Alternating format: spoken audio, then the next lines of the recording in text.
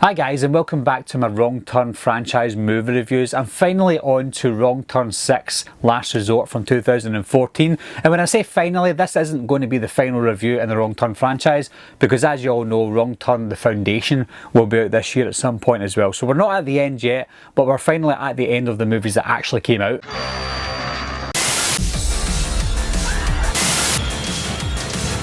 Everybody's a suspect! Coming to get you, Bobber. Wolfman's got Nards!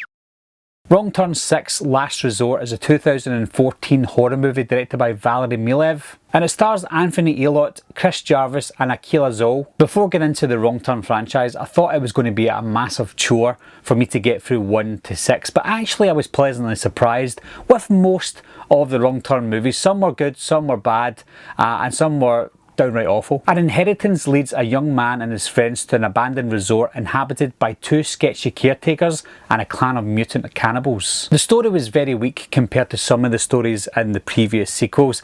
I think that inheriting a property in the woods is very similar to Just Before Dawn that I just done a review for a few weeks ago. It was very similar to that, where somebody gets inheritance or a property and goes to look at it.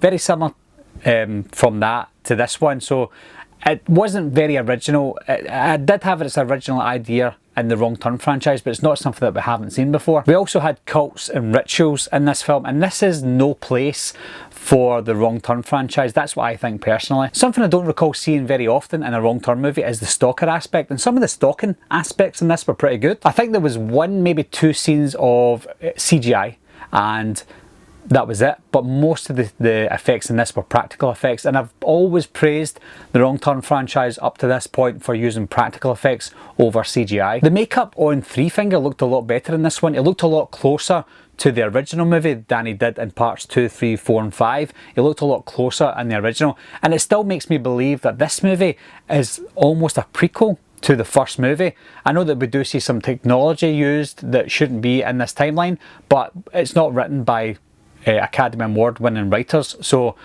they make mistakes. And I still believe that part 5 was a prequel as well, because it showed me nothing that would, how do I explain it? It showed me nothing in this to show me that it was a sequel to part 3. It still looked like it was a direct sequel to part 4, and the same goes for part 6. It felt like it was a prequel to part 1, but a sequel to part 5. Why is Zac Efron missing? They tried to give the characters some backstory, they tried to give them some depth. Although I still didn't connect with them, then I'll give them props for that, because it was a hell of a lot better than what I saw in some of the sequels that we've seen before. The acting was basic as well. It wasn't bad, it wasn't great, but again it was a hell of a lot better than what we saw in the previous 4 sequels. The quality of the film fell off. It felt like definitely the cheapest one in the franchise. I think the budget got smaller with every sequel, but it almost looked like a very, very cheap TV episode of some cheap TV series. Here's my biggest problem with part 6. It had too much story, and you're probably thinking, what do you mean it had too much story? We started off in 2003 with 3 mountain men that were killing people that went into the woods. Very, very basic, very, very simple. I'll always use Halloween in some way or another as an example. Halloween 1 was so good because it was so basic, but when you look at the remake from 2007, they tried to give Michael too much backstory. The exact same thing happens in Wrong Turn 6. They tried to give the cannibals too much backstory that they did in a few of the sequels. This one a little bit too much. It shows you their history, what they stand for, what type of family they come from, why they do it, how they do it. It was just too much backstory. And then we go into this cult aspect, this ritual aspect. It was way, way too much. They've even got people telling them what to do. That's how silly this storyline was. So when you look at it as a whole, you originally had 3 mountain men killing people because that's what they do and they're cannibals. Going from that to cults and rituals and history and family is way too much. I feel like this is what the original draft to what Just Before Dawn would have been. Just Before Dawn is the 1981 horror movie that I did a review for. It would have been like that. Just Before Dawn was originally supposed to be this cult ritual backwoods slasher movie, and the director thought that was terrible, let's remove those aspects, and Just Before Dawn ended up an amazing horror movie.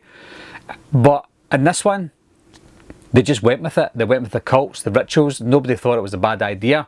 And I think it was a terrible idea, and that's why this one didn't work for me. I think without the cults and the rituals and history, this might have been a decent sequel, because I did hear quite good things about this one. I hear bad things about all the Wrong Turn movies, but I do hear people saying that they recommend part 6 more than most of the sequels, and I just don't see it. I just don't see the what people liked about part 6. Again, it had its own original idea, but it's an idea that I just wouldn't have put into any Wrong Turn movie. Overall, guys, I didn't like it at all. I wouldn't say it was the worst one in the franchise, but it's certainly nowhere near the best. So that's it for my Wrong Turn movie reviews for now, guys. I'm not going to do a ranking just yet, because I do want to see the foundation when it eventually comes out. I don't know when it's coming out, because there's no specific release date for it yet. Obviously, with the whole coronavirus thing as well, that could delay things, even for video on demand stuff, with people trying to film a movie and get it finished. So after I've done the review for the foundation, I will do an overall ranking of the Wrong Turn franchise. So what do you think of Wrong Turn 6, guys? For those of you who have seen it, leave your comments down below. Let me know if you enjoyed this one more than I did, because again, some people did really like this one, but I didn't. I just couldn't connect to it. But as always, guys, leave your comments down below and let me know what you think. Anyway, guys, thanks a lot for watching again. Thanks for subscribing. I'll see you soon. Bye bye.